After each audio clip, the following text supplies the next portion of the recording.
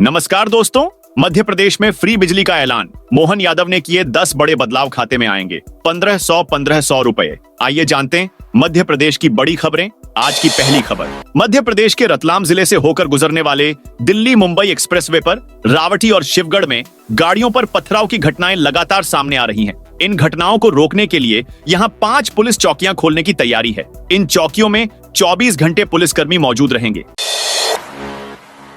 मध्य प्रदेश में 300 यूनिट बिजली फ्री देगी मोहन सरकार। 300 यूनिट बिजली फ्री देने का रास्ता आपकी छत से निकाला जा रहा है। सोलर रूफटॉप प्लांट की स्थापना को लगभग फ्री किया जा रहा है। केंद्र प्लांट की लागत का 60% यानी 99,000 रुपए देने जा रहा है, तो राज्य इसमें अपनी पीएम सूर्या लक्ष्मी योजना के तहत 10% राशि 16,500 रुपए मार्जिन मनी के तौर पर देगा। अगस्त महीने के शुरुआत में फ्री बिजली कैसे मिलेगी, इसकी रूपरेखा सबके सामने आ जाएगी। लाडली बहनों के लिए बड़ी खुशखबरी आ गई है। सीएम डॉक्टर मोहन यादव ने लाडली बहनों की किस्त बढ़ा दी है। अब लाडली बहनों को 15वीं किस्त में 1500 रुपए दिए जाएंगे। सरकार ने सावन और रक्षाबंधन को देखते हुए 250 रुपए अतिरिक्त देने का फैसला किया है। लाडली बहनों की 15वीं किस्त 1 अगस्त को खातों में ट्रांसफर कर दी जाएगी। आपके परिवार में लाडली बहना योजना का लाभ मिलता है या नहीं, कमेंट में जरूर बताइए।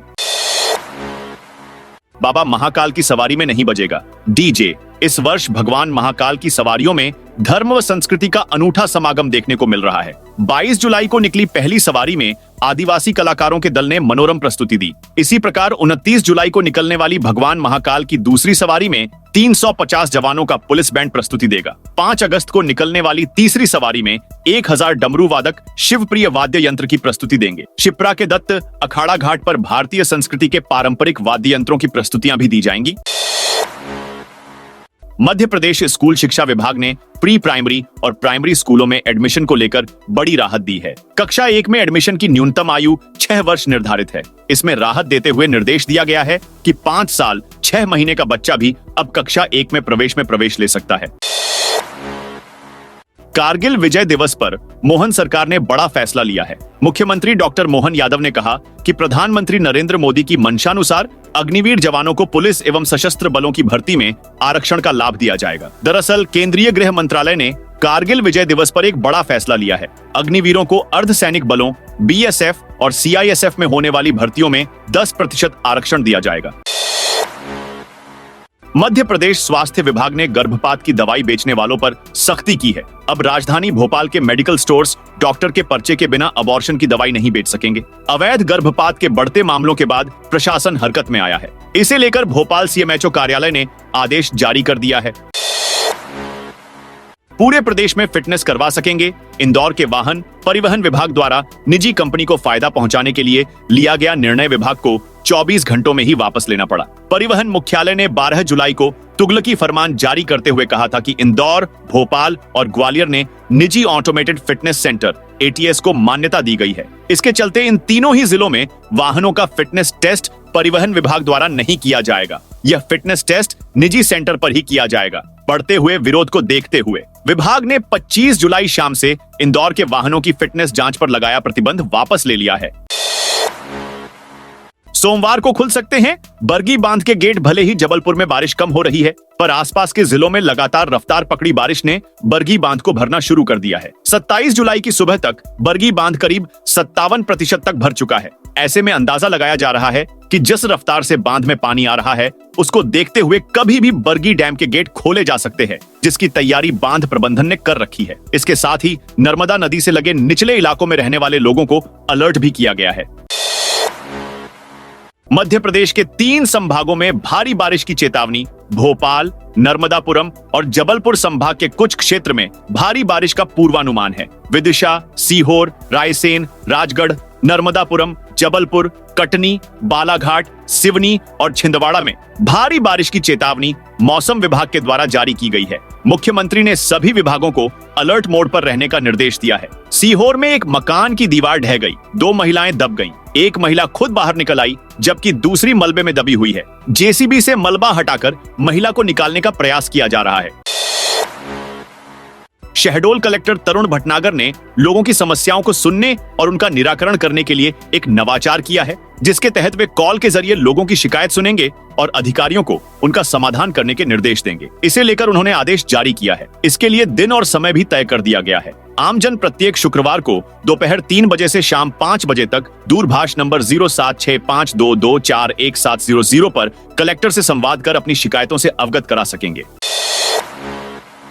नागद्वारी मेले में पचमढ़ी आने जाने के लिए बस किराया तय महादेव की नगरी। पचमढ़ी में नागद्वारी मेल 1 से 10 अगस्त तक आयोजित होगा। मेले में आने वाले श्रद्धालुओं की सुविधा के लिए परिवहन विभाग ने बस से आने जाने वाले श्रद्धालुओं के लिए किराया तय किया है, जिसकी सूची आरटीओ निशा चायहान ने जारी की है। सूची अनुसार नर्मदापुरम से पचमढ़ी की दूरी 130 किलोमीटर है, जिसका किराया 157 रुपए रहेगा। इसी प्रकार नागपुर से पचमढ़ी तक किराया 338 रुपए, छिंदवाड़ा से पचमढ़ी 236 रुपए, भोपाल से पचमढ़ी किराया 250 रुपए, सिवनी मालवा से पचमढ़ी किराया 212 रुपए, इटारसी से पचमढ़ी 178 रुपए, बाबई से पचमढ़ी 128 रुपए किराया तय किया गया है। मध्य प्रदेश में भौगोलिक क्षेत्र के आधार पर बदलेंगी जिलों की सीमाएं। मध्य प्रदेश में प्रशासनिक इकाई पुनर्गठन आयोग अध्ययन करने के बाद प्रदेश के जिलों, तहसील, विकास खंडों की सीमाओं को बदलने कार्यवाही की जाएगी। मध्य प्रदेश में अभी हुए नए जिलों के गठन में कई गड़बड़ियां सामने आई थी। अब यह तय किया जाएगा किसी क्षेत्र के भौगोलिक आधार के अनुसार उसे किस जिले में रखा जाना चाहिए। मध्य प्रदेश में साइबर जालसाजों के हौसले बुलंद हैं। ठग आम आदमी ही नहीं बल्कि अब तो मंत्रियों को भी ठगी का शिकार बनाने लगे हैं। ऐसा ही एक मामला सामने आया है, जहां वन मंत्री रामनिवास रावत से ठगी की कोशिश की गई है। जालसाज ने खुद को भाजपा के संगठन मंत्री का पीए बताकर पैसे मांगे। जब इसकी जांच की गई तो कॉल फर्जी पाया गया, जिसके बाद उन्होंने साइबर क्राइम ब्रांच में अज्ञात शख्स के खिलाफ एफआईआर दर्ज कराई है। मध्य प्रदेश के मंदसौर में अनोखी घटना देखने को मिली। यहाँ गधों को एक मनोकामना पूरी होने पर खूब गुलाब जामुन खिलाए गए। दरअसल मानसून आने के बाद भी मंदसौर में अच्छी बारिश नहीं हो रही थी। इस पर मान्यता के अनुसार अच्छी बारिश की कामना के साथ गधों से श्मशान में हल चलवाया गया था। श्मशान में नमक की बुआई की गई थी। मान्यता का पालन करने वाले लोगों का कहना था कि अगर अब मंदसौर में अच्छी बारिश होती है तो गधों को गुलाब जामुन खिलाए जाएंगे। अब मंदसौर और आसपास के इलाकों में झमाझम बारिश शुरू होने के बाद गधों को गुलाब जामुन खिलाए गए हैं। जिन मसालों को आप खाते हैं उससे आपकी सेहत बिगड़ रही है। गोल्डी, अशोक, भोला सब्जी मसाले समेत 16 कंपनियों के सैंपल जांच में फेल पाए गए हैं। यूपी खाद्य सुरक्षा एवं औषधि प्रशासन का कहना है कंपनियों के कई प्रोडक्ट खाने योग्य नहीं हैं।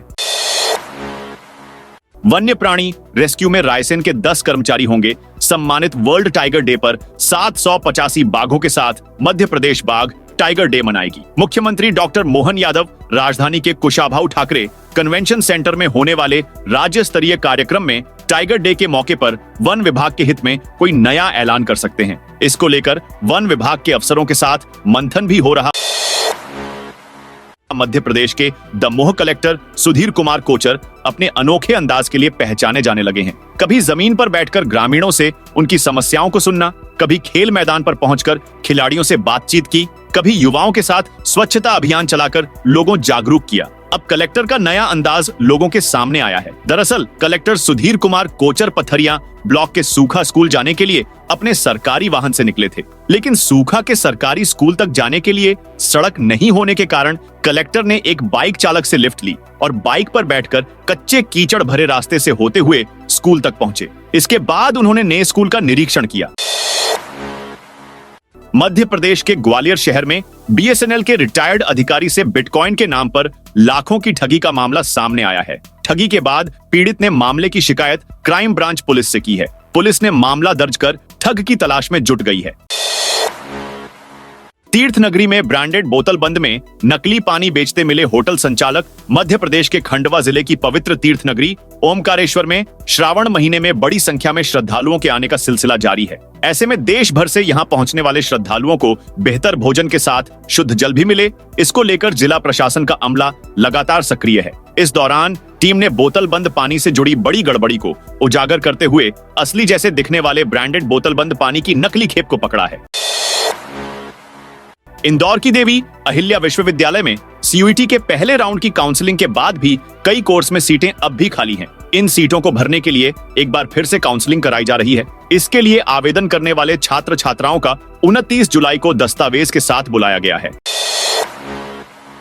मऊगंज सिविल अस्पताल में आएगा हार्ट अटैक के मरीजों का इलाज। मऊगंज जिले वासियों को हृदयघात जैसे गंभीर बीमारी के लिए अब भटकना नहीं पड़ेगा। सिविल अस्पताल मऊगंज में हार्ट अटैक के मरीजों का निःशुल्क इलाज किया जा सकेगा। दरअसल अब तक हार्ट अटैक संबंधित किसी भी तरह की समस्या होने पर सुविधा के अभाव में मरीजों को तत्काल रीवा रेफर किया जाता था, लेकिन अब मऊगंज सिविल अस्पताल में हार्ट अटैक के मरीजों का बेहतर उपचार हो सकेगा। आरएसएस पर एचसी की टिप्पणी को लेकर विवेक तन्खा का बयान। आरएसएस को लेकर हाई कोर्ट की इंदौर बेंच के जजमेंट को लेकर वरिष्ठ अधिवक्ता विवेक तन्खा ने बयान देते हुए कहा कि जो बातें जजमेंट में कही गई वो आवश्यक नहीं थी। उन्होंने कहा कि आरएसएस पर प्रतिबंध कोर्ट ने नहीं हटाया था, बल्कि उसे सरकार ने अलग किया था। आरएसएस को लेकर लगा मुकदमा एक लाइन में खत्म किया जा सकता था। तन्खा ने कहा कि आरएसएस को लेकर एचसी के जजमेंट में जजेस का पर्सनल व्यू झलकता है, जबकि सुप्रीम कोर्ट पहले ही कह चुका है कि न्यायाधीशों को अपनी व्यक्तिगत टिप्पणी आदेश में परिलक्षित नहीं करनी है।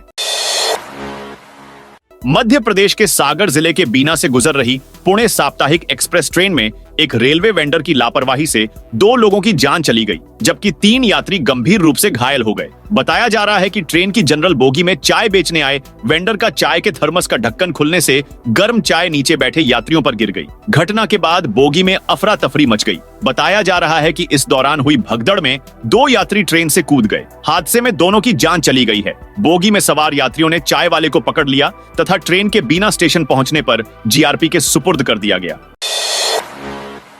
वर्ष 2030 तक इंदौर सहित 20 शहरों को करना पड़ सकता है। जल संकट का सामना इंदौर में नर्मदा को शुद्ध रखने और उसके आसपास इकोसिस्टम विकसित करने के उद्देश्य से एक कार्यशाला आयोजित की गई, जिसमें देश भर के विशेषज्ञ मौजूद थे। बैठक में नीति आयोग की रिपोर्ट का भी उल्लेख किया गया, जिसमें कहा गया है कि इंदौर देश के उन 20 शहरों में शामिल है जिन्हें वर्ष 2030 तक पेयजल के संकट का सामना करना पड़ सकता है।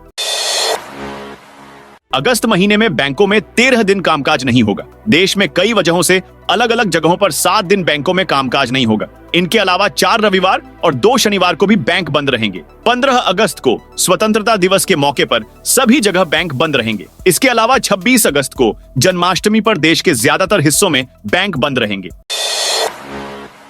इंदौर अयोध्या के बीच अब तक नहीं शुरू हो सकी बस इंदौर से अयोध्या के बीच बस सेवा अभी तक शुरू नहीं हो पाई है। एआईसीटीए सेल ने इंदौर से अयोध्या के बीच बस सेवा शुरू करने के लिए दिसंबर-जनवरी माह में ऑनलाइन टेंडर जारी किए थे।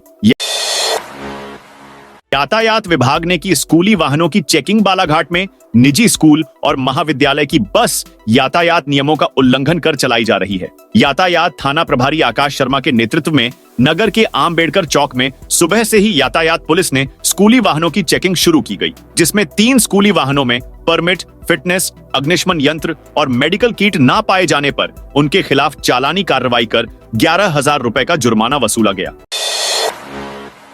प्रदेश में हर रोज 9,365 शिकायतें बिजली गुल होने और ट्रांसफार्मर खराब होने के साथ गलत बिजली बिल देने को लेकर हो रही है। इधर ऊर्जा विभाग का दावा है कि 5 साल के अंतराल में 25 लाख से अधिक उपभोक्ताओं से शिकायत के बाद संपर्क किया गया है, जिसमें से 98% ने शिकायत के बाद कार्यवाही किए जाने की बात कही है। पश्चिम बंगाल की मुख्यमंत्री ममता बनर्जी दिल्ली में चल रही नीति आयोग की बैठक बीच में ही छोड़कर बाहर निकल गई। नीति आयोग की 9वीं गवर्निंग काउंसिल की बैठक की अध्यक्षता पीएम मोदी कर रहे हैं। इसमें भाजपा और अन्य राज्यों के मुख्यमंत्री शामिल हुए हैं। ममता ने बैठक का वॉकआउट करने की वजह बताते हुए कहा, बैठक में विपक्ष की ओर से सिर्फ मैं शामिल हुई थी। भाजपा के मुख्यमंत्रियों को बोलने के लिए 10 से 20 मिनट का समय दिया गया, जबकि मुझे केवल 5 मिनट मिले। तो दोस्तों, ये थी मध्य प्रदेश की बड़ी खबरें। आप इस वीडियो को कौन से जिले से देख रहे हैं कमेंट करके बताइए।